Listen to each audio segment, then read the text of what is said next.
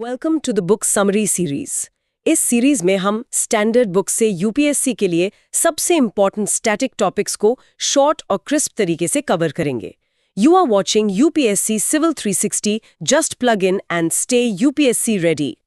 Today's topic is Parliament, Chapter 22, Part 2, from the book Indian Polity by M. Lakshmikant.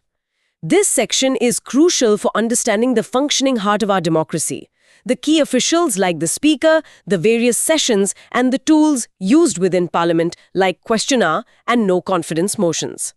Especially for UPSC, State PSC, and SSC aspirants, these details are foundational. इसमें हम parliament के presiding officers और parliamentary proceedings के devices पर एक गहरी नजर डालेंगे। ये यूपीएससी सिलेबस का एक बेहद इंपॉर्टेंट हिस्सा है। इस टॉपिक का समरी नोट्स के लिए हमारा टेलीग्राम चैनल ज्वाइन करें, लिंक डिस्क्रिप्शन में है। So let's dive deep into the topic. तो चलिए संसद के कामकाज के केंद्र में चलते हैं। हर सदन को चलाने के लिए कोई प्रमुख होता है, जिन्हें प्रिजाइडिंग ऑफिसर्स कहते हैं। लोकसभा और राज्यसभा में ये कौन होते हैं और इनकी भूमिका क्या है? बिल्कुल। संसद के दो सदन, लोकसभा और राज्यसभा, दोनों के अपने प्रिसाइडिंग ऑफिसर्स होते हैं। लोकसभा में होते हैं स्पीकर और डेप्यूटी स्पीकर, और उनकी मदद के लिए एक पैनल ऑफ चेयरपर्सन्स होता है। अच्छा। और राज्यसभा में होते हैं चेयरमैन, जो भारत के वाइस प्रेसिडेंट होते हैं, और डेप्यूटी चेयरमैन होते हैं। वहां भी एक पैनल ऑफ वाइस चेयरपर्सन्स होता है। ये अधिकारी मतलब सदन की कार्यवाही का संचालन करते हैं। Okay, let's start with the Lok Sabha speaker. ये पद बहुत शक्तिशाली और महत्वपूर्ण माना जाता है। इनका इलेक्शन कैसे होता है और ये अपना पद कब और किन परिस्थितियों में छोड़ते हैं? हाँ, स्पीकर का चुनाव लोकसभा खुद अपने सदस्यों में से करती है। जैसे ही नई लोकसभा बनती है, उसके बाद अच्छा, इलेक्शन की जो तारीख है वो प्रेसिडेंट तय करते हैं। और पद छोड़ने के बेसिकली 3 मेन सिनेरियोज हैं। पहला, अगर वो लोकसभा के सदस्य नहीं रहते। दूसरा, अगर वो डेप्यूटी स्पीकर को अपना रेजिग्नेशन सौंप दे। और तीसरा, अगर उन्हें लोकसभा एक रेजोल्यूशन पास करके हटा दे। आपने कहा रिमूवल बाय रेजोल्यूशन। ये प्रक्रिया आसान नहीं होगी मेरे ख्याल से। इसमें क्या खास रिक्वायरमेंट्स हैं? नहीं, ये एक गंभीर प्रक्रिया है। बिल्कुल। इसके लिए कम से कम 14 दिन का एडवांस नोटिस देना अनिवार्य है। 14 दिन का नोटिस? जी हाँ।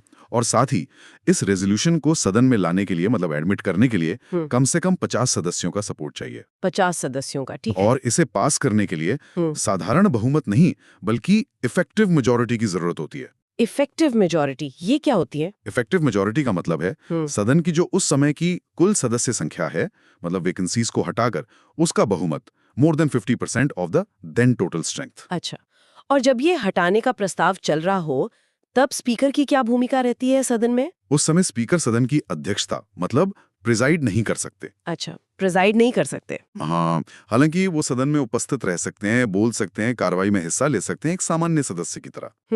वो फर्स्ट इंस्टेंस में वोट भी कर सकते हैं। लेकिन अगर वोटों में टाई हो जाए, तब वो निर्णायक मत यानी कास्टिंग वोट नहीं दे सकते। अच्छा, कास्टिंग वोट नहीं दे सकते इस स्थिति में। जी। एक और दिलचस्प बात यह है कि जब लोकसभा भंग मतलब डिसॉल्व हो जाती है, तब स्पीकर तुरंत अपना पद नहीं छोड़ते। ओह, तो कब तक रहते हैं? वो नई लोकसभा की पहली बैठक होने तक अपने पद पर बने रहते हैं। ये कंटिन्यूटी बनाए रखने के लिए जरूरी है। ये कंटिन्यूटी वाली बात महत्वपूर्ण है। बिल्कुल। अब स्पीकर की पावर्स और फंक्शंस पर आते हैं। हाँ, इनका सोर्स क्या है और मुख्य जिम्मेदारियां क्या हैं? देखिए, स्पीकर की शक्तियां और कर्तव्य 3 मुख्य स्रोतों से आते हैं। पहला तो भारत का कॉन्स्टिट्यूशन है। दूसरा, लोकसभा के rules of procedures and conduct of business है। और तीसरा, पार्लियामेंट्री कन्वेंशंस, यानी जो संसदीय परंपराएं चली आ रही हैं। ठीक है। उनकी प्राइमरी रिस्पॉन्सिबिलिटी है सदन में व्यवस्था, मतलब ऑर्डर और डेकोरम बनाए रखना, सदन की कार्यवाही को सुचारू रूप से चलाना और उसे रेगुलेट करना। और इस मामले में उनका निर्णय फाइनल माना जाता है। फाइनल माना जाता है? जी। वो सदन के अंदर कॉन्स्टिट्यूशन, रूल्स और जो पार्लियामेंट्री प्रेसिडेंट्स हैं, उनके फाइनल इंटरप्रेटर होते हैं। अच्छा। अगर सदन में कोरम पूरा ना हो, मतलब कार्रवाई के लिए जो मिनिमम सदस्य संख्या चाहिए, जो कि सदन की कुल स्ट्रेंथ का 11th 10th है, वो मौजूद ना हो, तो वो सदन की बैठक को एडजर्न यानी स्थगित कर सकते हैं या सस्पेंड कर सकते हैं। ओके, ये कोरम वाली बात इंपॉर्टेंट है। 11th 10th members. और वोटिंग का क्या? सामान्यतः वो वोट नहीं करते, है ना? हाँ, सामान्य परिस्थितियों में वो फर्स्ट इंस्टेंस में वोट नहीं करते। ऐसा इसलिए ताकि उनकी निष्पक्षता, इम्पार्शियलिटी बनी रहे। सही बात है। लेकिन अगर किसी मुद्दे पर वोट बराबर हो जाते हैं, मतलब टाई हो जाता है, तब वो अपना कास्टिंग वोट, निर्णायक मत डालते हैं ताकि फैसला हो सके। अच्छा, सिर्फ टाई होने पर? जी। वो पार्लियामेंट के दोनों सदनों की जॉइंट सिटिंग यानी संयुक्त बैठक की अध्यक्षता भी करते हैं। ये जॉइंट सिटिंग प्रेसिडेंट बुलाते हैं जब किसी बिल पर डेडलॉक हो जाता है। हाँ हाँ, जॉइंट सिटिंग। इसके अलावा अगर लीडर ऑफ द हाउस अनुरोध करे तो वो सदन की सीक्रेट सिटिंग गुप्त बैठक की अनुमति भी दे सकते हैं। सीक्रेट सिटिंग भी, वाओ। हाँ, और एक बहुत महत्वपूर्ण शक्ति, कोई बिल मनी बिल है या नहीं, इसे सर्टिफाई करने का अधिकार सिर्फ और सिर्फ स्पीकर के पास है। अच्छा, ये तो एक्सक्लूसिवली स्पीकर के पास है। जी हाँ, और उनका निर्णय इस पर फाइनल होता है। वो बिल को राज्यसभा या प्रेसिडेंट के पास भेजने से पहले एंडोर्स करते हैं कि ये मनी बिल है। और दल बदल विरोधी कानून मतलब एंटी डिफेक्शन लॉ के तहत भी उनकी भूमिका है? जी हाँ, 10th शेड्यूल जो एंटी डिफेक्शन लॉ है, उसके तहत लोकसभा के किसी सदस्य को अयोग्य डिस्क्वालीफाई ठहराने का फैसला स्पीकर ही करते हैं। हालांकि यहाँ एक बात ध्यान रखने वाली है, 1992 में किहोटो होलोहन केस में सुप्रीम कोर्ट ने यह व्यवस्था दी है कि स्पीकर का यह फैसला जुडिशियल रिव्यू के दायरे में आता है। अच्छा, मतलब इसे कोर्ट में चैलेंज किया जा सकता है? बिल्कुल, उसे अदालत में चुनौती दी जा सकती है। स्पीकर के पास और भी कई महत्वपूर्ण पद होते हैं शायद, कमिटीज वगैरह से जुड़े हुए? हाँ बिल्कुल, वो इंडियन पार्लियामेंट्री ग्रुप आईपीजी के एक्स ऑफिशियो चेयरमैन होते हैं। ये ग्रुप एक तरह से भारतीय संसद और दुनिया की अन्य संसदों के बीच लिंक का काम करता है। अच्छा। साथ ही वो भारत में जितनी भी लेजिस्लेटिव बॉडीज हैं, उनके प्रिजाइडिंग ऑफिसर्स के कॉन्फ्रेंस के भी एक्स ऑफिशियो चेयरमैन होते हैं। और जहां तक कमिटीज की बात है, वो लोकसभा की सभी पार्लियामेंट्री कमिटीज के चेयरमैन को नियुक्त करते हैं। और वो खुद भी कुछ महत्वपूर्ण समितियों जैसे business advisory committee, rules committee और जनरल पर्पस कमेटी के अध्यक्ष होते हैं। इतनी सारी जिम्मेदारियां, तो स्पीकर की भूमिका इतनी केंद्रीय है, उनकी इम्पार्शियलिटी और इंडिपेंडेंस कैसे सुनिश्चित की जाती है? ये तो बहुत जरूरी होगा। हाँ, ये बहुत महत्वपूर्ण है और इसके लिए कॉन्स्टिट्यूशन और नियमों में कई प्रोविजंस हैं। जैसे उनका पद ऑर्डर ऑफ प्रेसिडेंस में काफी ऊपर है, भारत के चीफ जस्टिस ऑफ इंडिया के बराबर 7th पोजीशन पर। ये कैबिनेट मिनिस्टर से भी ऊपर है, सिर्फ पीएम और डिप्टी पीएम के बाद। Oh wow, 7th position. हाँ, फिर एंटी डिफेक्शन लॉ में भी उन्हें एक तरह की छूट है। अगर वो स्पीकर चुने जाने के बाद अपनी पार्टी से औपचारिक रूप से रिजाइन कर दें तो वो डिस्क्वालीफाई नहीं होंगे। ये इसलिए ताकि वो निष्पक्ष रह सकें। हालांकि प्रैक्टिस में ऐसा कम होता है। ये इंटरेस्टिंग है। अमान्य बहुमत से नहीं हटा सकते। हाँ, वो हमने बात की थी। उनकी सैलरी और allowances consolidated fund of India पे चार्ज्ड होते हैं, मतलब इन पर संसद में वोट नहीं होता। अच्छा, चार्ज्ड एक्सपेंडिचर। जी, ताकि वो वित्तीय रूप से सरकार पर निर्भर ना रहें। सदन में उनके काम पर बहस नहीं हो सकती, सिवाय तब जब उन्हें हटाने का कोई सब्सटेंटिव मोशन विचाराधीन हो। ठीक है। और जैसा हमने पहले कहा, वो सिर्फ कास्टिंग वोट देते हैं, फर्स्ट इंस्टेंस में नहीं। ये भी उनकी निष्पक्षता दिखाता है। ये सब व्यवस्थाएं स्पीकर के पद की गरिमा और स्वतंत्रता बनाए रखने के लिए वाकई महत्वपूर्ण है। अच्छा, अब बात करते हैं डिप्यूटी स्पीकर की। इनका चुनाव कैसे होता है और स्पीकर से इनकी भूमिका कैसे अलग है? डिप्यूटी स्पीकर का चुनाव भी लोकसभा अपने सदस्यों में से ही करती है, लेकिन चुनाव की तारीख स्पीकर तय करते हैं, प्रेसिडेंट नहीं। अच्छा, ये फर्क है। स्पीकर के चुनाव की तारीख प्रेसिडेंट और डिप्यूटी स्पीकर की स्पीकर तय करते हैं। जी। इनका एक खास स्पेशल प्रिविलेज है। जब भी उन्हें किसी पार्लियामेंट्री कमेटी का सदस्य बनाया जाता है तो वो ऑटोमेटिकली उसके चेयरमैन बन जाते हैं। ओह, ऑटोमेटिकली चेयरमैन? किसी भी कमेटी के। जी, जिस कमेटी के वो सदस्य नियुक्त होते हैं। अच्छा, और उनकी शक्तियां और हटाने की प्रक्रिया क्या वो स्पीकर जैसी ही है? जब स्पीकर सदन में उपस्थित नहीं होते या उनका पद खाली होता है तो डेप्यूटी स्पीकर ही सदन की अध्यक्षता करते हैं, और तब उनके पास स्पीकर की सारी शक्तियां होती हैं। उन्हें हटाने की प्रक्रिया भी बिल्कुल स्पीकर जैसी है, 14 दिन का नोटिस और इफेक्टिव मेजॉरिटी से रेजोल्यूशन पास होना। ठीक है। जब वो सदन की अध्यक्षता नहीं कर रहे होते तब वो एक सामान्य सदस्य की तरह कार्रवाई में भाग ले सकते हैं और वोट भी कर सकते हैं। लेकिन जब अध्यक्षता कर रहे होते हैं तो वो भी स्पीकर की तरह फर्स्ट इंस्टेंस में वोट नहीं करते, सिर्फ टाई होने पर कास्टिंग वोट देते हैं। ओके। एक महत्वपूर्ण बात ये ध्यान रखनी चाहिए कि डेप्यूटी स्पीकर स्पीकर के सबऑर्डिनेट यानी अधीनस्थ नहीं होते, वो सीधे सदन के प्रति रिस्पॉन्सिबल होते हैं। अच्छा, सबऑर्डिनेट नहीं है? जी नहीं, उनकी सैलरी और अलाउंसेस भी कंसोलिडेटेड फंड ऑफ इंडिया पर चार्ज्ड होते हैं और वो अपना रेजिग्नेशन स्पीकर को सौंपते हैं। इन पदों का कुछ हिस्टोरिकल कॉन्टेक्स्ट भी है? ये कब से अस्तित्व में है? हाँ बिल्कुल है। स्पीकर और डेप्यूटी स्पीकर के पद, जिन्हें उस समय प्रेसिडेंट और डेप्यूटी प्रेसिडेंट कहा जाता था, वो government of India act of 1919, जिसे मॉन्टेगू चेम्सफोर्ड रिफॉर्म्स भी कहते हैं, उसके तहत 1921 में बनाए गए थे। 1921 से? जी। सेंट्रल लेजिस्लेटिव असेंबली के पहले स्पीकर यानी प्रेसिडेंट थे सर फ्रेडरिक व्हाइट और पहले डेप्यूटी स्पीकर यानी डेप्यूटी प्रेसिडेंट थे सच्चिदानंद सिन्हा। फिर 1925 में विट्ठल भाई जे पटेल पहले भारतीय और पहले इलेक्टेड स्पीकर बने थे। विट्ठल भाई पटेल, हाँ। और इंडिपेंडेंस के बाद जीवी मावलंकर लोकसभा के पहले स्पीकर बने और अनंत सयामन अयंगर पहले डेप्यूटी स्पीकर बने। जीवी मावलंकर को फादर ऑफ द लोकसभा भी कहा जाता है। फादर ऑफ द लोकसभा, ये इंपॉर्टेंट फैक्ट है एस्पिरेंट्स के लिए। एक और पद सुनने में आता है स्पीकर प्रो टेम। ये कौन होते हैं और इनकी क्या भूमिका है? स्पीकर प्रो टेम एक टेम्पररी पद है, बहुत शॉर्ट ड्यूरेशन के लिए। टेम्पररी? हाँ। जब नई लोकसभा चुनकर आती है तो उसकी पहली बैठक की अध्यक्षता करने के लिए प्रेसिडेंट सदन के किसी सदस्य को स्पीकर प्रो टेम नियुक्त करते हैं। प्रेसिडेंट नियुक्त करते हैं? जी, प्रेसिडेंट। और आमतौर पर सदन की जो सबसे सीनियर मोस्ट नंबर होते हैं, वरिष्ठतम सदस्य, उन्हें इस पद के लिए चुना जाता है। हालांकि ये सिर्फ एक कन्वेंशन है, परंपरा है, कोई रूल नहीं है। अच्छा, कन्वेंशन है, रूल नहीं। हाँ, और प्रेसिडेंट खुद उन्हें शपथ दिलाते हैं। ठीक है। और काम क्या होता है इनका? स्पीकर प्रोटेम के पास स्पीकर की सभी शक्तियां होती हैं उस शॉर्ट ड्यूरेशन के लिए। उनका मुख्य काम होता है नई लोकसभा के सदस्यों को शपथ दिलाना। शपथ दिलाना? जी, और नए स्पीकर के चुनाव की प्रक्रिया का संचालन करना। जैसे ही नया स्पीकर चुन लिया जाता है, स्पीकर प्रोटेम का पद अपने आप समाप्त हो जाता है। अच्छा, तो नए स्पीकर के चुने जाने तक ही इनका काम है? बिल्कुल। ये तो हुई लोकसभा की बात। राज्यसभा के प्रिसाइडिंग ऑफिसर्स के बारे में भी संक्षेप में बताएं। क्या वहां भी ऐसी ही व्यवस्था है? राज्यसभा में प्रिसाइडिंग ऑफिसर्स होते हैं चेयरमैन और डेप्टी चेयरमैन। चेयरमैन और डेप्यूटी चेयरमैन सदस्यों में से चुनती है। चेयरमैन भी एक पैनल ऑफ वाइस चेयरपर्सन्स को नॉमिनेट करते हैं, जो चेयरमैन और डेप्यूटी चेयरमैन की अनुपस्थिति में सदन की अध्यक्षता करते हैं। अच्छा, वहां भी पैनल है? हाँ, यहाँ स्पीकर प्रोटेम जैसा कोई पद नहीं होता। क्यों नहीं? क्योंकि राज्यसभा एक परमानेंट हाउस है, वो कभी डिसॉल्व नहीं होती, इसलिए वहां प्रोटेम की जरूरत नहीं पड़ती। Right, permanent house. बाकी कई कार्य और शक्तियां लोकसभा के स्पीकर और डेप्यूटी स्पीकर जैसी ही हैं, जैसे सदन का संचालन, डेकोरम बनाए रखना, कास्टिंग वोट देना वगैरह। लेकिन कुछ अंतर भी होंगे? हाँ, दो मुख्य अंतर हैं। मनी बिल को सर्टिफाई करने की शक्ति सिर्फ लोकसभा स्पीकर के पास है, राज्यसभा के चेयरमैन के पास नहीं है। ओके। और पार्लियामेंट की जॉइंट सिटिंग की अध्यक्षता भी लोकसभा स्पीकर ही करते हैं, चेयरमैन नहीं। ये की डिफरेंसेस हैं। ठीक है। प्रिजाइडिंग ऑफिसर्स के अलावा सदन में कुछ और महत्वपूर्ण भूमिकाएं भी होती हैं, जैसे लीडर ऑफ द हाउस और लीडर ऑफ द ऑपोजिशन। ये कौन होते हैं? बिल्कुल। लीडर ऑफ द हाउस सदन में सरकारी कामकाज के संचालन में महत्वपूर्ण भूमिका निभाते हैं। लोकसभा में आमतौर पर prime minister he leader of the house होते हैं, अगर वो लोकसभा के सदस्य हैं।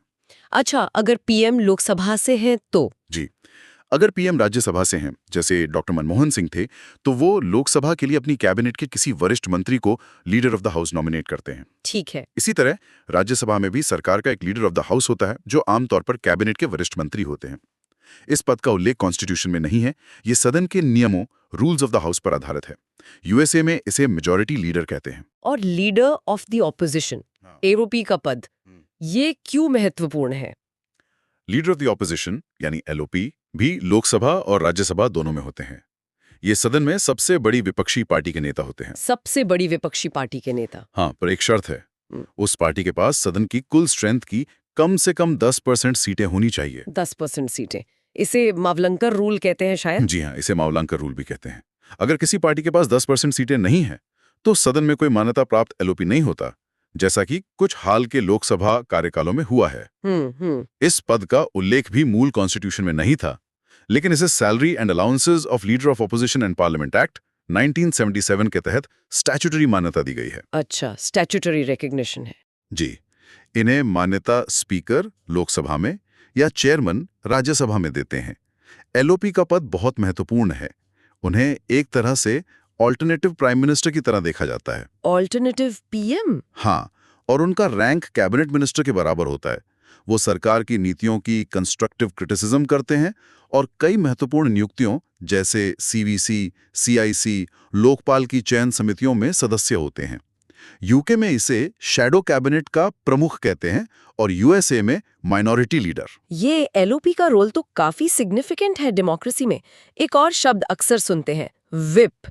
ये क्या होता है? विप असल में किसी पद का नाम नहीं है, बल्कि ये वो व्यक्ति होता है जिसे कोई पॉलिटिकल पार्टी नियुक्त करती है। ये सदस्य सदन में पार्टी अनुशासन बनाए रखने का काम करता है। पार्टी अनुशासन। जी, वो एक तरह से असिस्टेंट फ्लोर लीडर होते हैं। उनका काम ये सुनिश्चित करना है कि पार्टी के सदस्य बड़ी संख्या में सदन में उपस्थित रहें, खासकर इंपॉर्टेंट वोट्स के समय, और पार्टी के निर्देशानुसार ही वोट करें। अच्छा, मतलब पार्टी लाइन फॉलो करवाना। बिल्कुल। व्हिप का पद ना तो कॉन्स्टिट्यूशन में है, ना ही सदन के नियमों में, और ना ही किसी पार्लियामेंट्री स्टैट्यूट में। ये पूरी तरह संसदीय सरकार की परंपराओं, कन्वेंशंस पर आधारित है।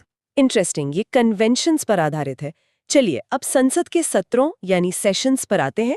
सेशन क्या होता है और साल में कितने होते हैं? सेशन उस पूरी अवधि को कहते हैं जब सदन अपनी बैठकें करने के लिए मिलता है। ये सदन की पहली बैठक से लेकर उसके प्रोरोगेशन यानी सत्रावसान तक चलता है, या लोकसभा के मामले में डिसोल्यूशन यानी विघटन तक। ठीक है। भारत में कोई फिक्स पार्लियामेंट्री कैलेंडर नहीं है, लेकिन परंपरा के अनुसार साल में 3 सेशंस होते हैं। 3 सेशंस कौन कौन से? पहला बजट सेशन जो सबसे लंबा होता है, आमतौर पर फरवरी से मई तक।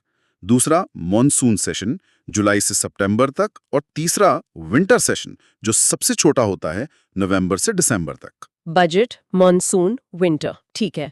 कुछ और मिलते जुलते शब्द हैं, सिटिंग, रिसेस, समनिंग। इनमें क्या फर्क है? हाँ, सेशन के दौरान सदन लगभग हर दिन मिलता है कार्यवाही के लिए। इसे सिटिंग कहते हैं। एक दिन में 2 सिटिंग्स हो सकती हैं, मॉर्निंग सिटिंग और पोस्ट लंच सिटिंग। अच्छा, daily meeting is a sitting. जी, 2 सेशंस के बीच का जो अंतराल होता है उसे रिसेस कहते हैं। रिसेस। कॉन्स्टिट्यूशन के अनुसार 2 सेशंस के बीच 6 महीने से ज्यादा का गैप नहीं होना चाहिए। मतलब संसद को साल में कम से कम 2 बार मिलना अनिवार्य है। हाँ, ये 6 मंथ्स गैप वाली बात इंपॉर्टेंट है। और समनिंग का मतलब है प्रेसिडेंट द्वारा सदस्यों को सेशन के लिए बुलाना। प्रेसिडेंट ही सेशन समन करते हैं। ठीक है। सदन की कार्यवाही को समाप्त करने के लिए कुछ टर्म्स इस्तेमाल होते हैं, एडजर्नमेंट, प्रोरोगेशन, डिसोल्यूशन। इनमें क्या अंतर है? ये अक्सर कंफ्यूज करते हैं। हाँ, इनमें अंतर समझना जरूरी है।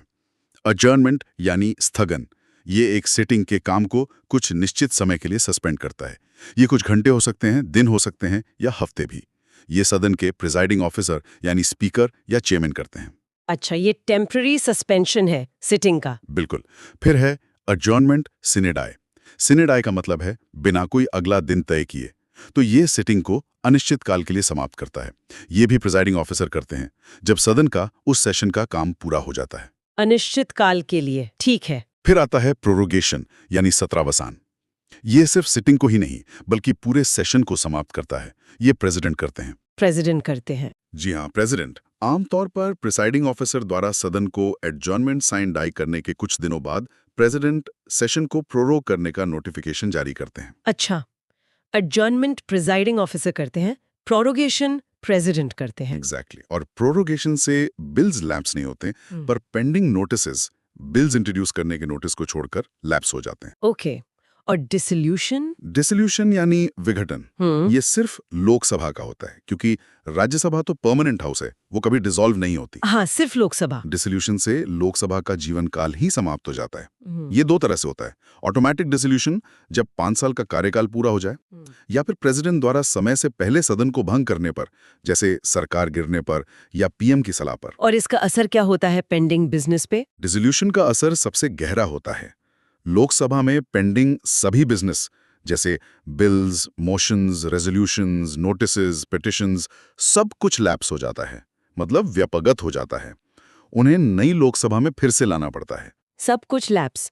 तो कौन से बिल्स लैप्स होते हैं और कौन से नहीं, ये जानना एस्पिरेंट्स के लिए बहुत जरूरी है, क्योंकि इस पर सवाल बनते हैं। हाँ, ये बहुत इंपॉर्टेंट पॉइंट है। देखिए, लैप्स होने वाले बिल्स। पहला, वो बिल जो लोकसभा में ओरिजिनेट हुआ और वहीं पेंडिंग है, वो लैप्स हो जाएगा। ठीक है, originating in Lok Sabha and pending there. दूसरा, वो बिल जो राज्यसभा में ओरिजिनेट हुआ, वहां से पास हो गया, लेकिन लोकसभा में पेंडिंग है, ये भी लैप्स हो जाएगा। Okay, passed by Rajya Sabha but pending in Lok Sabha, ये भी लैप्स। जी, लैप्स ना होने वाले बिल्स।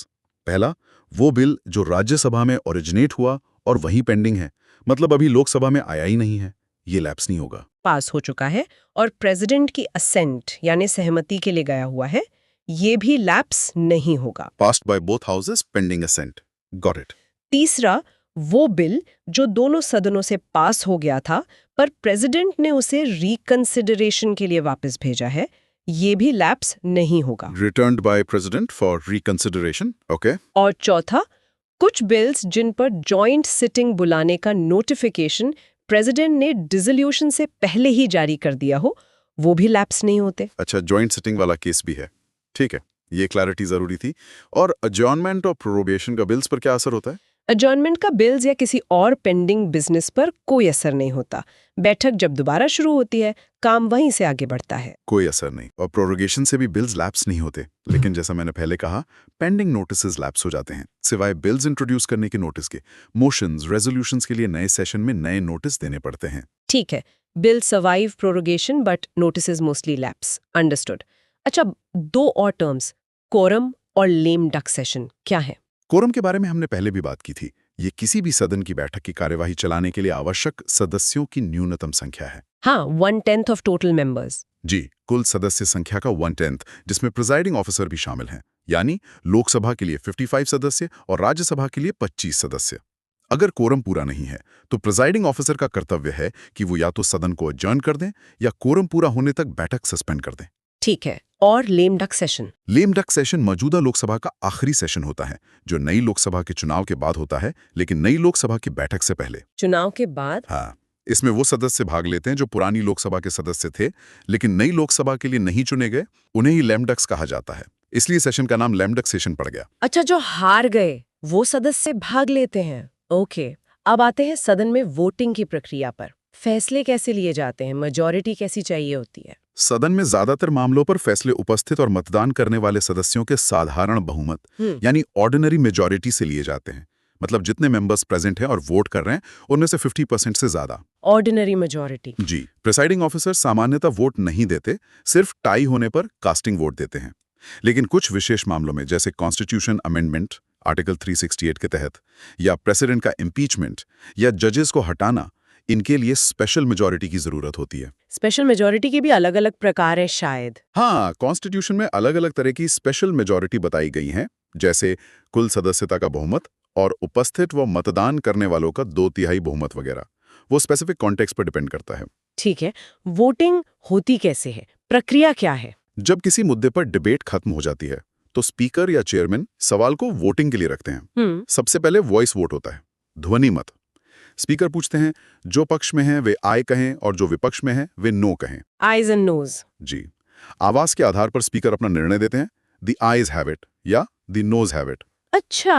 अगर कोई सदस्य इस निर्णय को चैलेंज करता है तो स्पीकर दोबारा वोट करवा सकते हैं या फिर लॉबीज क्लियर करने का आदेश दे सकते हैं ताकि डिवीजन हो सके। डिवीजन मतलब एक्चुअल काउंटिंग। आजकल इलेक्ट्रॉनिक वोटिंग मशीन्स, जिन्हें ऑटोमेटिक वोट रिकॉर्डर कहते हैं, उनका इस्तेमाल होता है। सदस्य अपनी सीट से ही आए, नो या अब्स्टेन, मतदान से दूर रहना, का बटन दबाते हैं और परिणाम तुरंत स्क्रीन पर आ जाता है। अच्छा, इलेक्ट्रॉनिक वोटिंग। हाँ, अगर मशीन काम ना कर रही हो तो फिर आय और नो स्लिप्स का इस्तेमाल होता है, या सदस्यों को अपनी जगह खड़े होने को कहा जाता है गिनने के लिए। ठीक है, ये वोटिंग प्रोसेस है। संसद में भाषा का क्या प्रावधान है?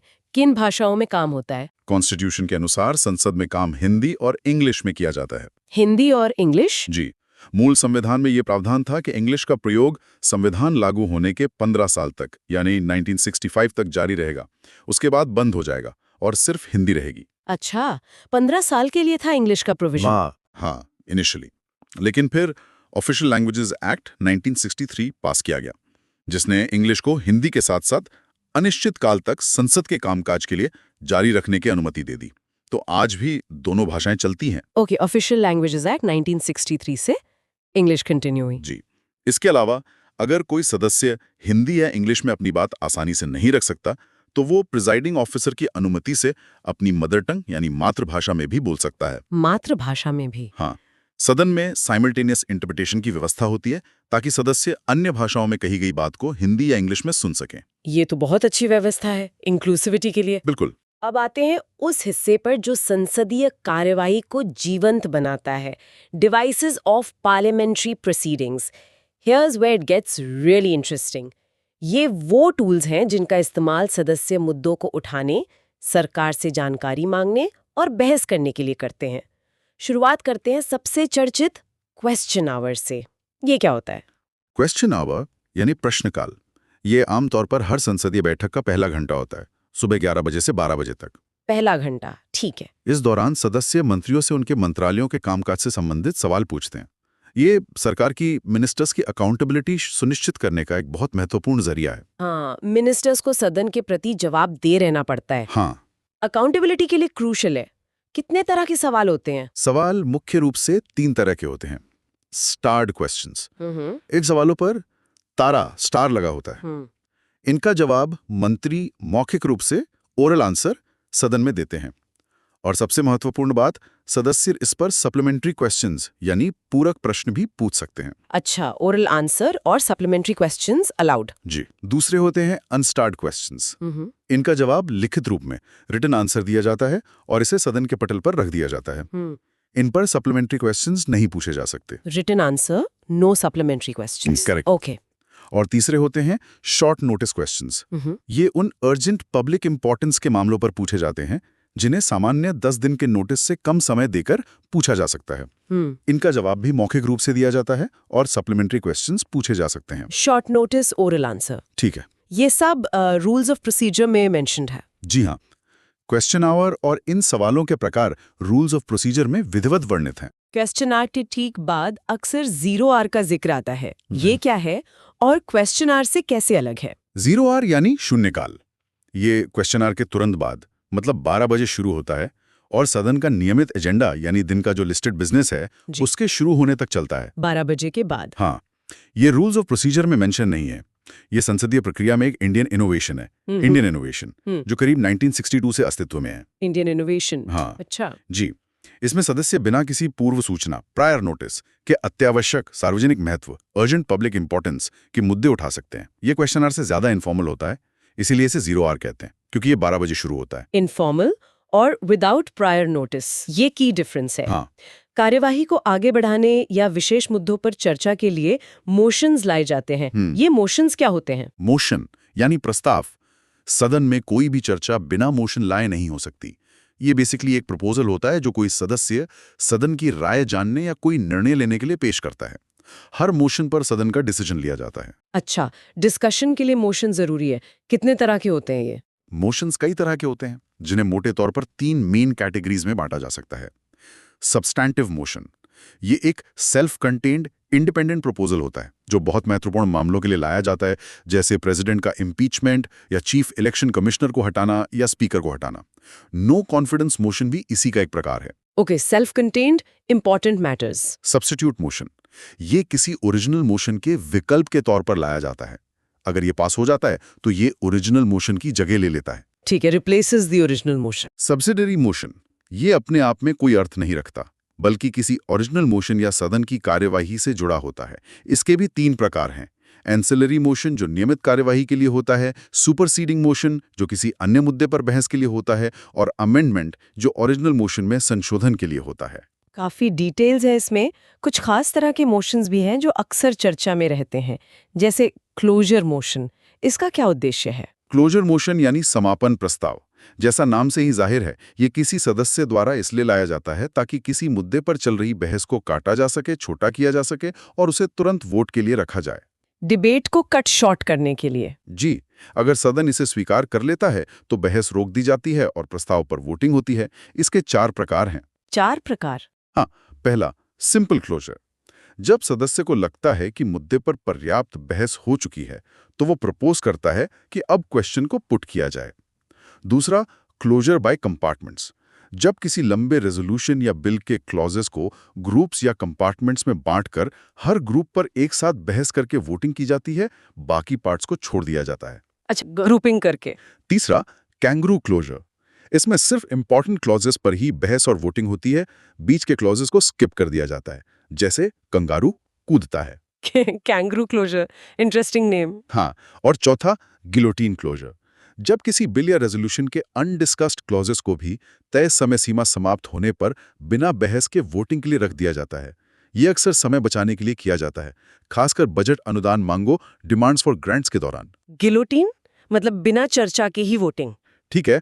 प्रिविलेज मोशन और कॉलिंग अटेंशन मोशन क्या है? प्रिविलेज मोशन यानी विशेषाधिकार प्रस्ताव। ये तब लाया जाता है जब किसी सदस्य को लगता है कि किसी मंत्री ने गलत या अधूरी जानकारी देकर या तथ्यों को छिपाकर सदन या उसके सदस्यों के विशेषाधिकारों पार्लियामेंट्री प्रिविलेजेस का उल्लंघन किया है। अच्छा, गलत जानकारी देने पर। जी, इसका उद्देश्य संबंधित मंत्री की निंदा सेंश्योर करना होता है। और calling attention motion? Calling attention motion यानी ध्यानाकर्षण प्रस्ताव, ये भी एक इंडियन इनोवेशन है जो 1954 से है और रूल्स ऑफ प्रोसीजर में शामिल है। ये भी इंडियन इनोवेशन? हाँ, इसके द्वारा कोई सदस्य प्रिजाइडिंग ऑफिसर की पूर्व अनुमति से किसी मंत्री का ध्यान तत्काल सार्वजनिक महत्व अर्जेंट पब्लिक इंपॉर्टेंस के किसी मामले की ओर आकर्षित करता है। मंत्री को उस मामले पर एक ब्रीफ स्टेटमेंट देना होता है। ये 0 आवर से अलग है क्योंकि ये फॉर्मल है और नियमों में वर्णित है। Okay, formal device to draw attention.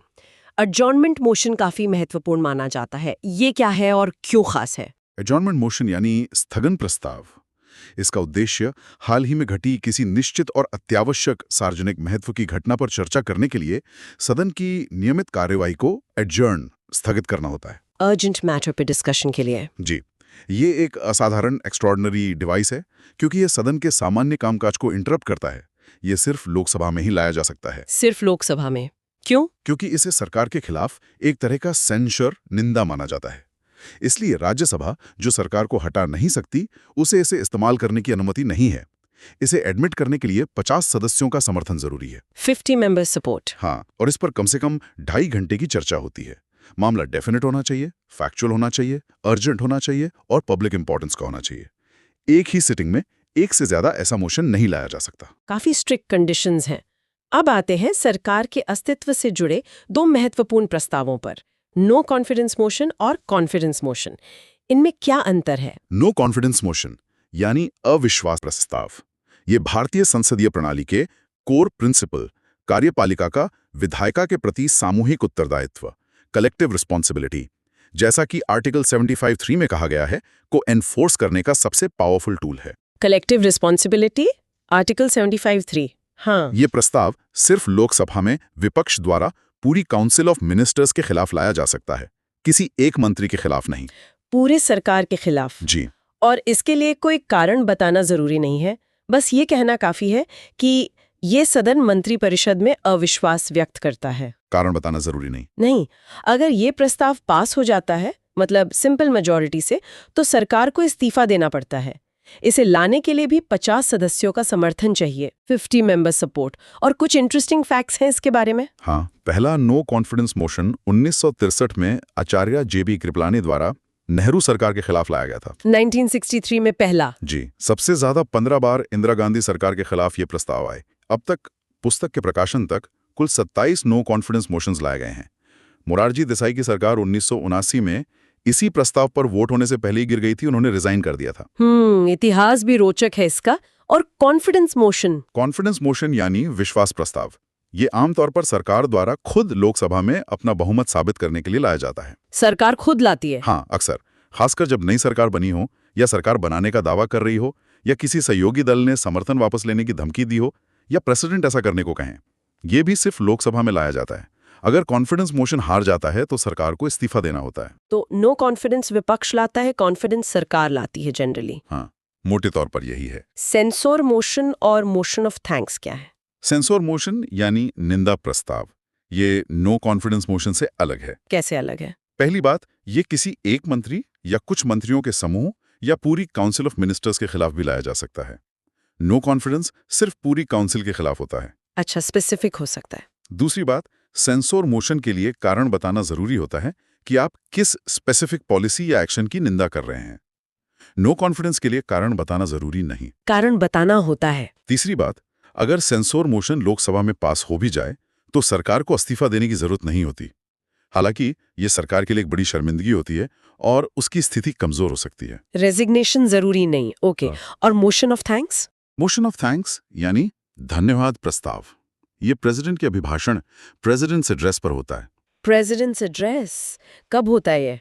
President her general election के बाद पहले सेशन की शुरुआत में और हर फाइनेंशियल ईयर के पहले सेशन, जो बजट सेशन होता है, की शुरुआत में पार्लियामेंट के दोनों सदनों की संयुक्त बैठक को संबोधित करते हैं। अच्छा, साल में 2 बार? मतलब हर साल के पहले सेशन में और नई लोकसभा बनने पर। इस एड्रेस में सरकार के पिछले साल की उपलब्धियों और आने वाले साल की नीतियों और कार्यक्रमों का ब्यौरा होता है। ठीक है। इस एड्रेस पर दोनों सदनों में विस्तार से चर्चा होती है।